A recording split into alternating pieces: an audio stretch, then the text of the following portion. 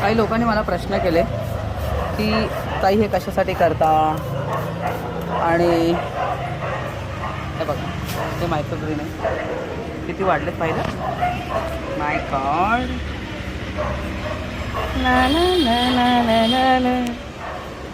So कशासाठी करतात तर कसं आहे, सगळ्यात पहिली गोष्ट तुम्हाला जसं की माहिती आहे की पालेभाज्या हा असा प्रकार आहे ना की पहिली गोष्ट माझा फार फेवरेट आहे.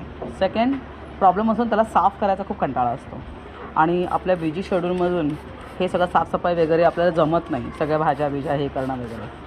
त्याच्यामुळे हे जे मी आता केलेलं आहे ना, ह्याच्यापासून मला पालेभाज्यांचा जो माझ्या मनाची जी इच्छा आहे ती पूर्ण होते. ओके, हे मस्तपैकी जेव्हा कटिंग करून मी जेव्हा टाकते तर कसली माती नाही काय नाही, हे बघा किती सुंदर वाटतं बघा. ह्याच्यामध्ये फक्त हे आपले जे मूळ आहेत त्याचे, हे बघा त्याचे मूळ फक्त कट केले सी तर माझं काम झालं. आणि हे मी मस्तपैकी छानपैकी भाजी बनवते. सकाळी मस्तपैकी मटकी आपलं मूग मेथी तर माझा फार फेवरेट आहे, पण त्याचे प्रॉपरली बनले नाही कारण त्याची मेथीची मला वाटतं क्वालिटी बरोबर नव्हती, आणि कदाचित ह्याचं मला टेम्परेचरचं पण थोडंसं स्टडी करावं लागेल असं आहे. तर पण ती जी मेथी झाली होती खूप सुंदर झाली, पण मी तुम्हाला शेअर करते, मी व्हिडिओ बनवला आहे त्याचा.